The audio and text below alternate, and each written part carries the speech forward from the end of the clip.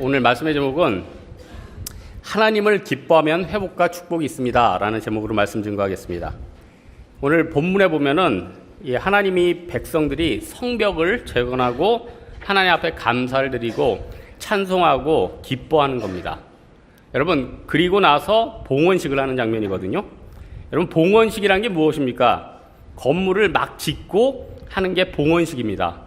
그러니까 건물을 막 짓고 나서 하는 게 봉헌식이니까 이 행사는 건물을 막 짓고 하는 것이다, 이렇게 우리는 생각할 수가 있는데, 여기 봉헌식의 시기에 대해서는 세 가지 학설이 있습니다. 첫째는 말 그대로 옛날의 구습에 따라서 그 성곽 공사가 준공된 직후에 봉헌식을 했다, 이런 설이 하나 있고, 또 하나 예루살렘에 지난주에 설교했지만은 인구가 적었잖아요. 그러니까 인구를 재정착 사업을 한 다음에 일이 어느 정도 마무리된 다음에 봉헌식을 했다, 두 번째 설이 있고, 세 번째, 느헤미야가 페르시아에 다녀온 직후인 BC 432년에 봉헌식이 있었다, 이 견해가 있습니다. 이 중에서 두 번째를 가장 많이 지지를 합니다. 왜냐면은 당시는 인구도 제대로 정착이 안 됐고 사람이 있어야지 행사도 좀 흥이 나는 것 아닙니까? 그래서 상황상 밀어놨다는 거예요. 그래서 세상적인 눈으로 봤을 때 봉헌식을 사실 바로 해야지 사실 흥겹긴 하잖아요. 여러분, 그토록 그리던 결혼을 했는데 신혼여행은 6개월 있다 가라. 생각만 해도 머리가 아찔하겠죠? 그러니까 무슨 일들은 끝내고 바로 하면 좋긴 한데 상황이 안 될 수 있잖아요. 집안이 너무 가난해가지고 여행을 나중에 갈 수도 있고, 아니면은 갑자기 형제가 군대에 갈 수도 있고 이런 여러 가지 상황도 있잖아요. 그래서 바로 할 수 없었다는 겁니다.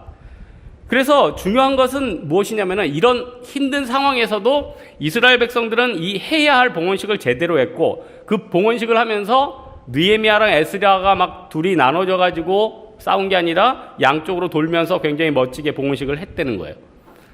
그러면서 하나님을 찬양하고 백성들은 기뻐했죠. 이것을 어떻게 보면은 우리 신학적으로 얘기하면은 우리가 하나님 앞에 우리가 받은 모든 것들을 영적 피드백을 돌리는 게 뭐라고 합니까? 지금 우리의 말로 표현하면 감사. 또 하나는 나쁜 피드백은 뭐라고 하죠? 그건 불평이겠죠. 그러니까 여러분 보세요. 세상에도 우리가 어떤 일을 하고 나서 피드백을 받잖아요. 내재적인 피드백은 자기가 하는 거고, 외재적인 피드백은 남이 해주는 것 아닙니까? 그래서 자기가 어떤 일을 한 다음에 자기가 스스로 오늘은 뭐가 좋아서 뭐가 나빠서 이렇게 판단할 수도 있고, 또 하나 남들이 해서 너 이번에 이거 오늘 율동 그거 아니다 하면서 얘기해 줄 수도 있고, 내재적인 피드백. 자기는 내재적인 피드백으로 만족할 수 있지만 다른 사람들은 만족 안 할 수도 있거든요. 그래서 이걸 내재적이든 외재적이든 하여튼 사람들이 이런 피드백을 통해서 자기 자신이 변화되기도 하고 그 현상을 발견하기도 합니다. 그런데 우리는 영적인 존재이기 때문에 하나님한테 분명히 영적인 교제가 있고 동시에 피드백이 있어야 된다는 거예요. 그래서 그 피드백을 어떻게 하느냐면은 감사를 하기도 하고, 또 부정적인 피드백은 뭐가 있습니까? 불평의 소리, 나쁜 얘기. 여러분, 현대인들이 지금 엄청나게 시달리는 고통이 하나 있죠. 그게 뭡니까? 이 스트레스예요. 여러분, 몸에 나쁜 거 먹고 어떻게 보면은 몸을 제대로 돌보지 않고 하면 건강이 나빠지지만은, 아무리 좋은 거 먹고 아무리 진짜 몸살이면서 열심히 몸 관리를 해도 스트레스를 어마어마하게 받으면은 이게 몸속에 스티졸이라는 호르몬이 나와가지고 몸을 굉장히 황폐화시킵니다. 왜 웃으세요? 아니, 제가 생체상금 얘기는 안 할 건데, 여러분 하도 하니까 지겨워서 안 할 건데, 어제부터 올림픽이 시작돼서 좀 해야 되겠습니다. 올림픽 끝날 때까지 터치하지 마십시오. 여러분 웃지 마시고, 여러분 어제 박태환 선수 여러분 생각해 보세요. 박태환 선수가 금메달 온 국민이 딸 거로 생각하고 본인도 얼마나 열심히 했습니까? 그런데 갑자기 실격패 됐다가 25년 만에 그런 예가 없었는데 또 그게 잘못된 걸 해가지고 번복이 돼서 나가서 은메달은 땄지만, 그 하루 동안에 박태환이 받았을 스트레스, 또 여러분은 안 받았습니까? 우리가 받은 스트레스. 여러분, 지금 사실 저는 박태환 선수가 그 판정만 어제 제대로 됐으면은 순양 이겼을 겁니다. 생각해 보세요. 그 0.001초의 그 미묘한 차이를 겨루는 올림픽에서 아니 하루 만에 실격당했으면 그 정신적인 고통이 얼마나 큽니까? 그것 잊고 은메달 땄다는 건 금메달 이상이죠. 그러니까 예전에 올림픽 때 그런 거 있었잖아요. 어떤 그 브라질 선수로 제가 기억나는데 1등으로 들어오고 있었는데 여러분 기억나세요? 어떤 뭐 지구를 사랑하는 어떤 사람이 나와가지고 그 사람을 붙잡았잖아요. 그리고 그 사람이 그것 때문에 역전당했죠. 그리고 2등 했죠. 기억 안 나세요? 왜 이렇게 다 기억을 못하지? 내가 이상한 건가? 그러니까 여러분 보세요. 이 스트레스가 그 사람을 죽인다고요. 그러니까 말로 이렇게 스트레스, 하나님 앞에 불평하고 세상에 대해서 불평하는 것은 결국 자기를 죽이는 겁니다. 여러분 생각해 보세요. 그 신체적인 것도 안 웃겨도 막 자기가 웃으면 웃음 치료라는 게 있잖아요. 그러면 뇌에서 구분을 못 한대죠. 이게 진짜 웃겨서 웃는 건지 그냥 웃는 건지. 그래도 억지로 웃어도 그게 뇌에서 좋은 호르몬이 나온다는 거 아니에요? 그러니까 여러분 보세요. 하나님께서 우리에게 주신 가장 아름다운 악기가 있지 않습니까? 이 음성 있잖아요. 음성. 오늘 36절에 보면은 성전 봉헌식을 할 때 다윗의 악기로 찬양했대요. 뭐 다윗의 악기가 뭡니까? 역대상에도 나와 있지만은 재금하고 수금하고 비파거든요. 근데 이제 다윗의 악기 못지않게 더 놀랍게 사람들이 목소리로 찬양했대요. 어떻게 목소리를 찬양했냐면 27절에 보니까 레위인을 찾아 먼저 뭐 예루살렘에 내려가서 감사하게 했고, 그러니까 제사장들 뭐 이렇게 목사님들 이름 모셨고, 그리고 그 뒤에 보니까 노래하는 자들을 모아서 노래했다고 그러고, 27절 후반절에 보니까 28절 29절 이런 말씀 있죠. 이에 노래하는 자들이 예루살렘 사방들과 느도바 사람들의 마을에서 모여들고 또 백길갈과 게바와 아스마의 들에서 모여들었으니 이 노래하는 자들은 자기들을 위하여 예루살렘 사방의 마을들을 이루었음이니라. 그러니까 하나님께서 우리의 목소리를 통해서 영광 받으시길 기뻐하신다는 겁니다. 아니 보세요. 악기도 그랬죠. 옛날에는 그 이스라엘 백성들이 포로로 끌려갔을 때 어떤 악기로 연주했습니까? 다니엘서 3장 9절 보면은 이방 악기로 막 연주를 했죠. 그런데 이들은 이제 새롭게 되기 위해서 성벽도 재건하고 다시 성전도 세우면서 야, 이제는 하나님의 본뜻을 살려서 제대로 하나님 앞에 영광 돌려야겠다. 그래서 악기들도 다윗의 악기를 사용했다는 거예요. 그 마음을 순수하게 하고 여러 가지 의식도 하나님 뜻에 맞춰서 한 거죠. 그런데 중요한 건 뭐예요? 하나님이 우리에게 주신 이 음성을 통해서 하나님 앞에 영광 돌렸다는 거예요. 여러분, 우리가 하나님 앞에 영적인 긍정적인 피드백 음성으로 들리고 있습니까? 에베소서 5장 4절에 보니까 그런 말씀 있죠. 누추함과 어리석은 말이나 희롱의 말이 마땅치 아니하니 감사하는 말을 해라. 여러분, 우리 주변에 일어나는 상황들 다 기뻐합시다. 감사합시다. 감사하려면 끝도 없어요. 그리고 불평하려면 끝도 없어요. 여러분, 남자 단체 양궁 동메달 기뻐합시다. 기쁨이 안 되지? 기뻐합시다. 얼마나 감사해요? 에? 얼마나 감사해요?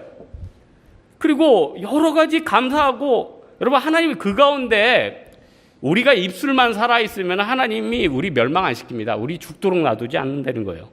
아니, 출애굽기 때 보면은, 사실 그 아론하고 그 여러 그 불평하던 사람들이 왜 그렇게 심판받았습니까? 그러니까 하나님 앞에 부정적인 얘기 하잖아요. 불평하잖아요. 입술로 하는 거. 입술로 하니까 무너지게 되는 거예요. 이 중에는요, 지금 세상 사는 게 진짜 내가 사는 게 아니야. 그리고 이 자리에 앉아 있는 게 아니야. 뭐 여러 가지 그런 생각 할 수 있는 사람들 있죠? 꼭 죽을 것 같죠? 내 큰 문제 때문에 나는 이제 멸망당할 것 같죠? 근데요, 입술이 살아있으면 절대로 멸망 안 당합니다. 하나님이 예수 믿는 사람에게 얼마나 큰 복을 주셨는데요. 제가 이번에 어제로서 사실 길고 길었던 생체 수업 연습이 모든 게 다 끝났어요. 진짜 무슨 사법고시도 아니고 무슨 석 달 동안 하는 거 처음 봤어요. 하여튼 석 달 동안 이제 자격증만 받으면 되는데 다음 달 가서. 근데 생리학 수업에 제가 가니까 교수님이 그런 얘기를 해요. 야, 인간이 얼마나 약해 보여도 강한지 아느냐? 어떤 사람이 죽고 싶어가지고 수면제를요, 배가를 먹어도 웬만하면 사람은 안 죽는데요. 배가를 먹어도. 그러니까 진짜로 이게 성분을 해서 그 사람이 죽으려고 먹으려면 몇 알을 먹어야 되냐면은 6배가를 먹어야 된다. 그러니까 일반 사람들은 수면제로 죽을 수가 없는 거예요. 왜냐? 6배가를 일단 배불러서 못 먹어요. 그 어떻게 다 6배가를 배불러서 못 먹고, 또 하나 더 중요한 건 먹다가 잠든다는 거예요. 50알쯤 먹다가 잠든다는 거예요. 이거 어떻게 죽을래? 에? 어떻게 죽을래? 배불러서도 못 먹고 먹다가 잠들고. 그러니까 병원에서는 막 자살 시도하다가 온 사람들 오면은 막 처음에는 막 심각하게 하지만 속으로는 빨리 위세척해가지고 꺼내줘라. 배부르니까. 그러니까 이 사람들이 잘 안 죽어요. 그런데 하물며 우리가 하나님 앞에서 하나님의 백성들 엄청난 고난과 고통이 있다고 해도 우리가 멸망하겠습니까? 죽겠습니까? 고린도후서 1장 4절에 보니까 그런 말씀 있죠. 우리의 모든 환난 중에서 우리를 위로하사 우리로 하여금 하나님께로 받는 위로로서 모든 환난 중에 있는 자들을 능히 위로하게 하시는 이시로다. 그리고 1장 6절에 그런 말씀 있죠. 우리가 환난 당하는 것도 너희가 위로와 구원을 받게 하려는 것이요 우리가 위로를 받는 것도 너희가 위로를 받게 하려는 것이니 이 위로가 너희 속에 역사하여 우리가 받는 것 같은 고난을 너희도 견디게 하느니라. 그러니까 내가 고난당하고 고통당하니까 다른 사람도 위로할 수 있고 다른 사람의 심정도 같이 나눌 수 있는 거예요. 그래서 우리가 진짜 믿음의 백성이라면요, 고통스럽고 힘들수록 잘 놀아야 됩니다. 저는 너무나도 감사한 게 하나님이 저한테 특별한 은혜를 하나 주셨는데 제가 굉장히 낙천적이에요. 제가 굉장히 죽을 것 같은 고통이 있었는데도 저는 항상 웃었어요. 그래서 사람들은 어떨 때 보면 굉장히 생각 없는 사람이라고 생각할 정도로 내가 웃었어요. 근데 생각해보세요. 고난이 있고 고통이 있으면 맨날 죽는 것 같은 표정 짓고 세상을 원망하고 하늘을 저주하고 그렇게 있어야 돼요? 어차피 똑같이 살다 죽는 게 인생 아니에요? 그러면은 그 가운데서도 기뻐하면 하나님이 얼마나 보람되겠어. 저 상황에도 쟤는 기뻐하는구나. 여러분, 오늘 본문 12장 43절에 보니까 부녀와 어린아이들도 즐거워하였습니다. 하나님이 얼마나 기뻐하셨겠어요. 쟤네 포로 기환해서 집도 재정비 안 됐지, 지금 성벽밖에 쌓아놓은 거 없지, 억지로 인프라가 없잖아요. 사실 전쟁 이후에 무슨 인프라가 있겠습니까? 인프라가 없는데도 기뻐하고 부녀와 어린아이들도 즐거워했다. 하나님께서 벌써 영광 받으시는 거 아니에요? 그러니까요, 여러분, 고난과 고통 가운데서도 잘 웃을 수 있는 사람, 믿음 좋은 사람입니다. 진짜 믿음이 좋은 사람이에요. 그러니까 믿음이 없는 사람은요, 고난과 고통 가운데 저주만 하다가 어떻게 됩니까? 자기 인성이 깨져버려요. 근데 진짜 믿음 있는 사람은 그 가운데 그게 살아나는 거예요. 그래서 어떤 사람 그런 얘기 하잖아요. 나한테 돈이 주어지기만 해봐라, 잘 쓸 수 있다. 돈도요, 믿음이 있어야 잘 쓸 수 있어요. 제가 예전에 얘기했죠. 예전에 인도네시아에 그 지진 나서 우리 목사님께서 저한테 4만 불, 4천만 원이죠. 그거 가지고 일주일 동안 돕고 와라. 죽도록 썼는데 2,500만 원밖에 못 썼다니까요. 사람들 7명 사가지고 텐트 싣고 뭐하고 밤새 지키고 마을 돌아다니고 일주일 동안 써도 2,500만 원 이상을 쓸 수가 없었어요. 그러니까 생각해 보세요. 나는 진짜 여러 가지 돈과 여유만 생기면 잘 놀 수 있어? 절대 안 그래요. 성령 충만하고요, 믿음이 있는 사람이 놀기도 하고 다른 사람 이끌기도 합니다. 그러니까 여러분 생각해 보세요. 우리가 다른 것보다도 우리 마음 가운데 하나님이 주시는 그 분복, 마음의 기쁨이 있어야 돼요. 시간이 이제 앞으로 미래 시대는요, 점점 정신적인 건강에 굉장히 중요한 역할을 차지합니다. 여러분, 2006년부터 도하 아시안 게임에서 뭐가 공식 종목으로 인정되는지 아세요? 아시안 게임 체육 선수들이 모여서 하는 것에 체스가 정식 종목이 됐어요. 체스 앉아서 이렇게 두는 거. 이상하죠? 2009년부터요, 바둑이 대한체육회의 정가맹 경기단체가 됐어요. 이제 앞으로 아시안 게임이나 올림픽, 나중에 바둑 금메달. 지금 e스포츠도 넣자. 스타크래프트. 우리 김유한 선수 테란의 황제 금메달. 이런 시대가 온다니까요. 지금 시대가 이제 급변하고 있어요. 우리는 전혀 이해가 안 가죠. 생각해 보세요. 아시안 게임이나 올림픽 게임은 체육학과 들어가지고 싸우고 이렇게 해야 되는데 거기에 체스 선수가 들어가고 이렇게 될지 어떻게 알았어요?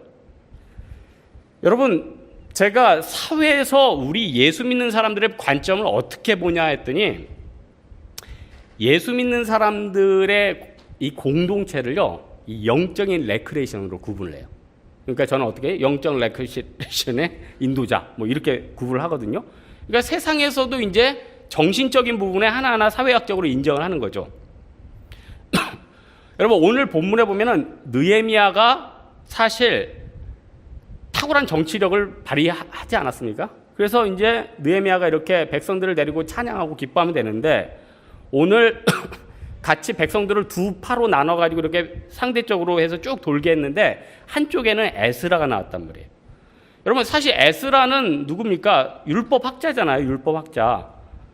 축제할 때 사실 느헤미야가 그동안 잘 이끌었고 자기가 리더십 발휘했으니까 이렇게 잘 하면 되지만 세상 말로 영적인 레크레이션 강사인 왜 에스라를 여기에서 빼서 같이 했을까? 이스라엘 백성들 가운데는 우리에게 육체적인 지도자도 중요하지만은 영적인 지도자도 굉장히 중요하다. 벌써 이스라엘 백성들 가운데 이게 신정의식이 있는 거죠. 여러분, 그래서 43절에 보면 이 날에 우리가 큰 제사를 드리고 심히 즐거워하였으니 이는 하나님이 크게 즐거워하였음이니라. 부녀와 어린아이도 즐거워하였으니 예루살렘이 즐거워하는 소리가 멀리 들렸도다. 여러분, 이스라엘 백성들이 이렇게 쭉 돌면서 입술로 하나님 찬양하고 하나님께서 행하신 거 다 찬양했어요. 그러니까 우리도 말에 있어서 내가 한 주간 어떻게 하나님을 찬양했나? 내가 사실 여러분 한 주간 생각해 보세요. 입술로 도대체 몇 번이나 내가 하나님 앞에 감사했고 내 입을 통해서 하나님을 영화롭게 하기 과연 몇 번이나 됩니까? 제가 돌아보니까 저도 섬찟해요. 나도 의외로 말로 불평, 뭐가 뭐 이래. 요거는 많이 했는데 내가 입술로 하나님을 영화롭게 한 게 진짜 몇 번 손가락에 꼽힐 정도로 안 되더라고요. 그래서 제가 진짜 오늘 아침에 와가지고 내가 전사님한테 하나님이 이렇게 해서 너무 감사하다 입술로 했어요. 근데 그 한마디가 아침에 피로를 다 날려주는 거예요. 이 목사부터 회개해야겠구나. 여러분, 우리 예수 믿는 사람들이 신앙생활 제대로 하는 거 어디에서 행동이 판가름됩니까? 말에서. 내 음성을 통해서 나와서 하는 말. 내가 음성을 통해서 어떤 사람한테 약속했다. 그러면 여러분 죽도록 해도 그거 지키십시오. 그러면은 그게 피곤해도 지키면은 하나님 앞에 영광이 되는 거야. 내가 세상에 살아갈 때 신용도 쌓이는 것도 뭐 100%고 그거는 부수적인 거고요. 일단 하나님 앞에 영광이 되는 거예요. 입술로 많이 하나님 찬양하고 하나님은 논쟁을 별로 안 좋아하시는 것 같아요. 그러니까 제가 욥기 봐도 욥기에 쭉 나오는 게 뭐예요? 논쟁하고 하나님께서 그 입을 다물라. 어떻게 보면 마지막에 하마를 지은 게 누구냐? 악어를 지은 게 누구냐? 세상을 지은 게 누구냐? 한마디로 일축시키지 않아요? 여러분, 그 지혜의 왕자 누굽니까? 마린보이가 아니야? 솔로몬 보세요. 그 똑똑한 머리로 하나님 앞에 논쟁할 것 같은데 논쟁은 안 하고 왕상해 보니까 성전 봉헌한 다음에 감사 찬양을 했대요. 굉장히 중요해요. 사람들 앞에서는 자기 지혜를 가지고 얘기를 했는데 하나님 앞에서는 논쟁하지 않고 성벽을 놓고 하나님 앞에 찬양하고 하나님 앞에 영광 돌렸다는 거예요. 우리 한번 돌아봅시다. 한 주간 내가 입술로 하나님을 기쁘시게 한 게 뭐가 있는지. 한 가지만 더 살펴볼 것은요. 우리가 신앙생활할 때 하나님 앞에서요. 같이 찬송하고 같이 기도할 때 더 많은 회복과 더 큰 능력이 나타납니다. 이 영적인 원리입니다. 31절에서 43절에 보니까 방백들이 성 위에 두 무리로 정렬을 했죠. 그래서 한 무리는 에스라의 인도하에 또 한 무리는 느헤미야의 인도하에 따라서 반대쪽으로 쫙 간 거예요. 출발지는 어디였냐면 골짜기 문이었거든요. 2장 13절에 보니까 이렇게 무리를 돌고 톡 움직였어요. 그러면서 입술로 하나님 찬양하죠. 근데 제가 이 구절을 묵상하니까 오버랩이 하나 되는데 그 여리고성 도는 게 오버랩이 돼요. 이게 주석에는 없는데 제가 진짜 느낀 선한 것입니다. 들어보시죠. 이스라엘 백성들이 여리고성을 무너뜨릴 때 이제 하나님이 6일 동안 하루에 한 바퀴씩 돌아라 그랬잖아요. 그래서 6일 동안 하루에 한 바퀴씩 돌았어요. 근데 7일째는 7바퀴 돌아라. 그래서 7일째는 7바퀴를 돌았어요. 그럼 총 몇 바퀴를 돌았습니까? 13바퀴를 돌았죠. 그리고 나서 성이 무너졌단 말이에요. 그런데 여리고성을 돌았을 때는 백성들이 말을 안 했단 말이에요. 근데 지금 본문의 백성들은 노래하면서 악기를 연주하면서 돌았어요. 뭔가 틀려요. 지금은 말을 하고 축제하고 찬양하면서 돌았고 그때는 말을 안 하고 침묵하면서 갔고 뭔가 다른데 일맥상통하는 뭔가 있는 것 같아요.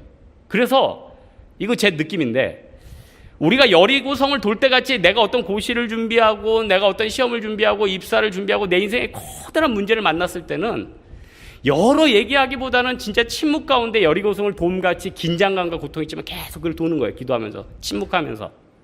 그러다 보면 하나님의 어느 날 우르르 무너지게 돼요. 여리고성이. 문제가 확 해결되는 거죠. 또 하나 그 다음에 문제가 해결됐다. 그러면 여러분 대부분 들과 산으로 나가고 영화 보고 놀겠지만은 그러지 말고 오늘 본문의 이스라엘 백성처럼 제사장, 목사님을 따고 자기를 키워준 사람을 따라서 돌면서 감사와 찬양과 감사의 표시를 해야 되는 거예요. 그러면은 자기 인생이 진짜 풍요로워져요. 이 시대에 많은 사람들이 감사의 표현이 없고요. 주변 사람들, 자기 키워준 사람들, 자기에게 좋은 영향을 주는 사람들 잊어버립니다. 다 잊어버려요. 그걸 자기가 됐다는 거예요. 자기가 되는 거예요. 안 되면은 그분 탓, 잘 되면은 자기 탓. 이게 우리 인생 아니에요? 여러분, 우리 세상은 사실 혼자 살아가는 게 아니라 더불어 살아가는 겁니다. 더불어. 같이 하는 거, 그러면서 자기도 성장하는 거예요.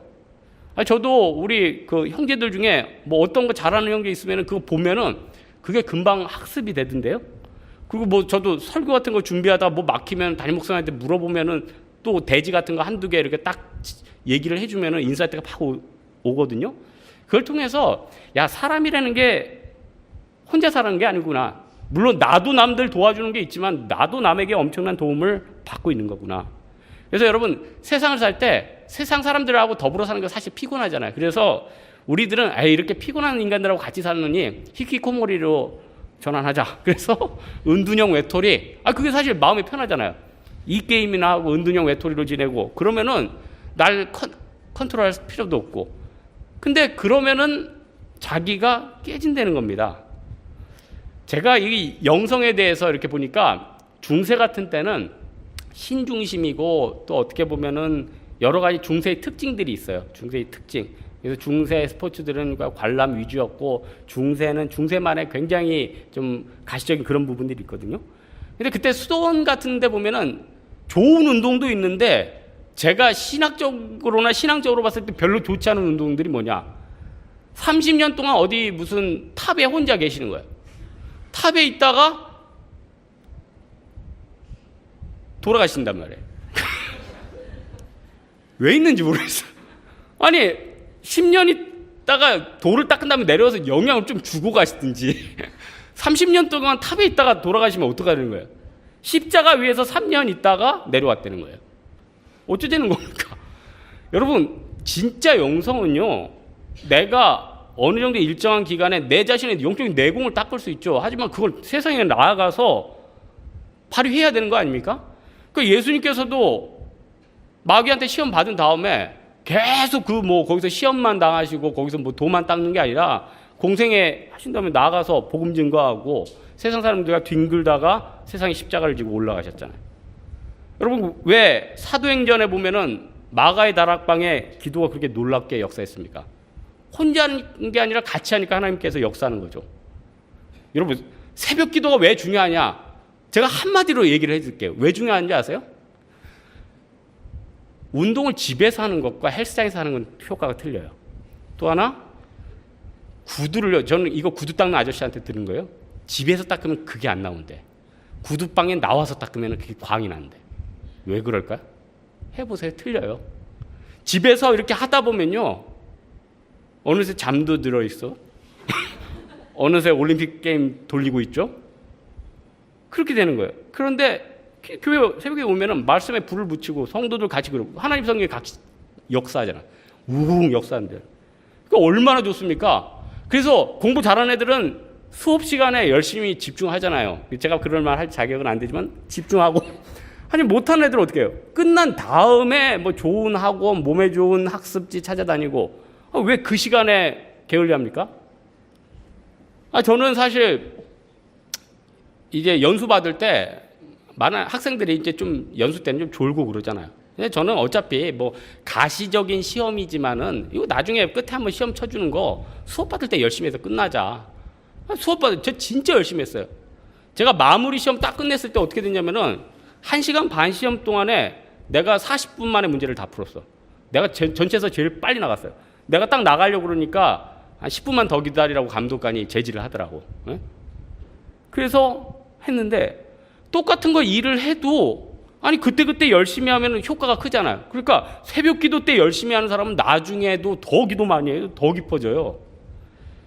여러분, 같이 하면은 그 장점이 뭡니까? 상대의 강점도 배울 수 있고 내 인생에 불이 붙는다는 거예요. 내 인생에 진짜 불이 붙는다는 거예요. 그래서 여러분, 신방은요, 목회자들이 목회를 위해서도 중요하지만 여러분한테도 중요합니다.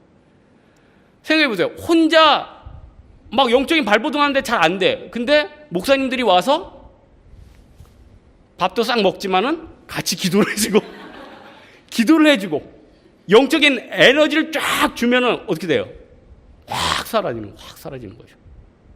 원래요, 옛날에 제가 총신대학원 다닐 때 그 신방학 관련 수업 받을 때는 옛날에는 신방에 대해서 진짜 성도들의 아픔과 이것보다는 양적으로 너무 많으니까 조금 그 외형적으로 너무 그냥 좀 어떻게 보면은 형식 스타일이 좀 있었어요, 옛날 수업. 그래서 제가 신방학 배울 때는 교수님이 절대로 신방 시간은 20분을 넘기면 안 된다. 상대한테 피해를 준다.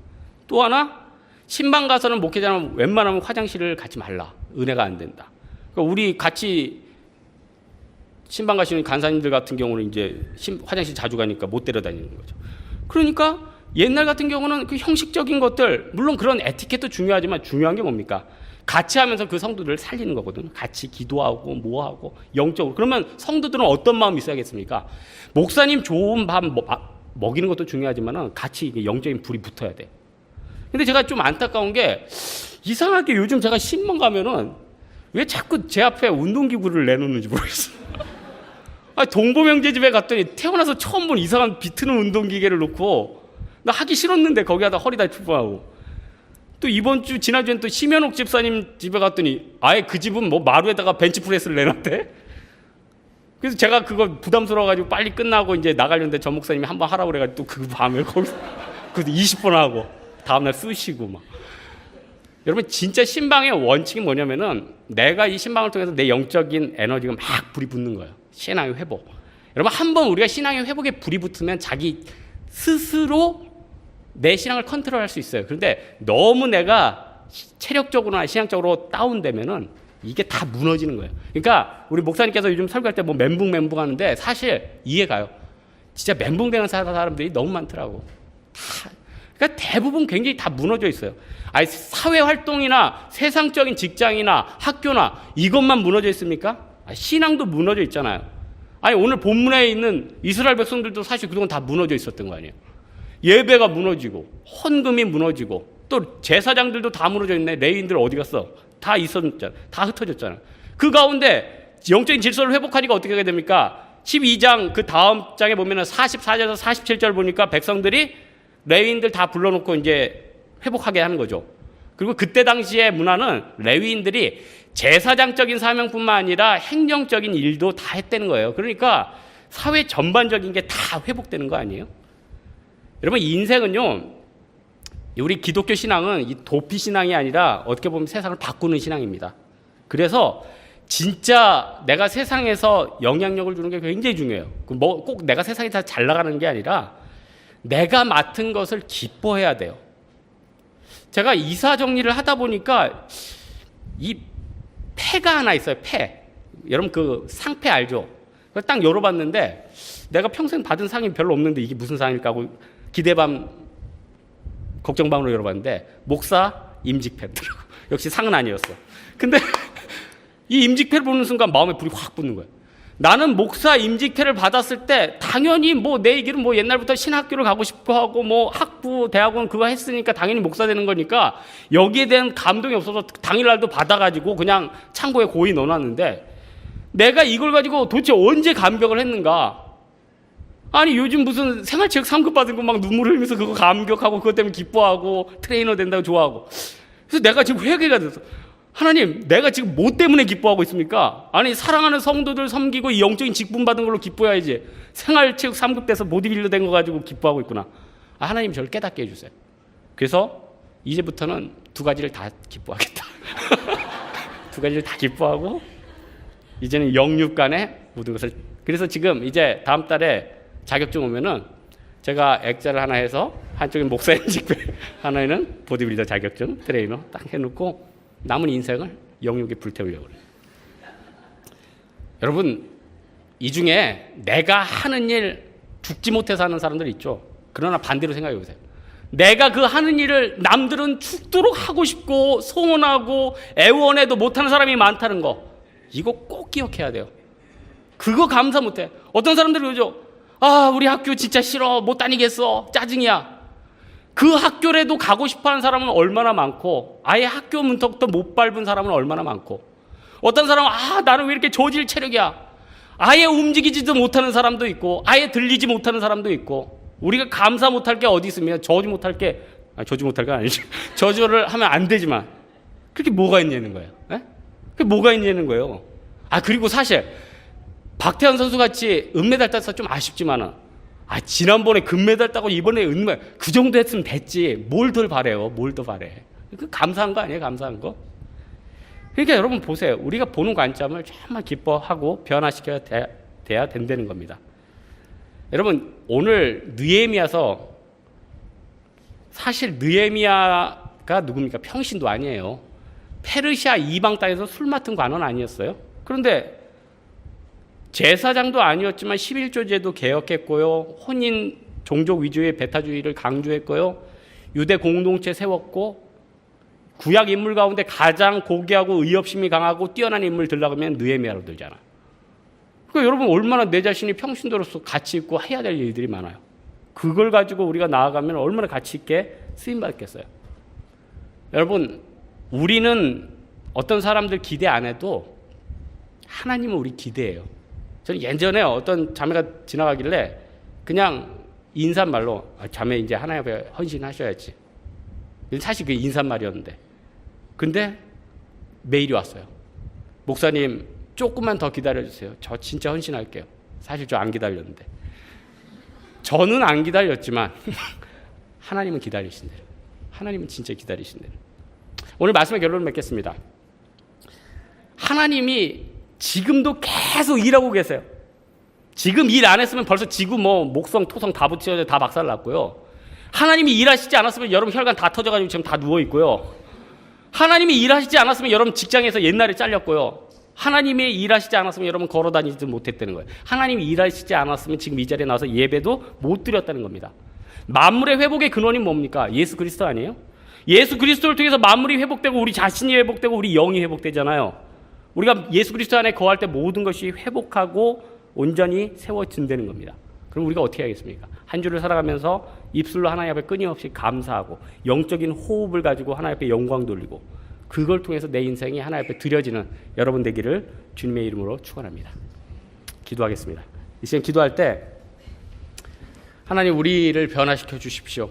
우리 입술 가지고 하나님 앞에 몇 번이나 기뻐했고 찬양했고 매번 하나님이 주시는 은혜를 얼마나 표현하고 있었습니까? 이 믿음 가지고 하나님 앞에 간구하는 이 시간 되도록 하겠습니다. 기도하겠습니다.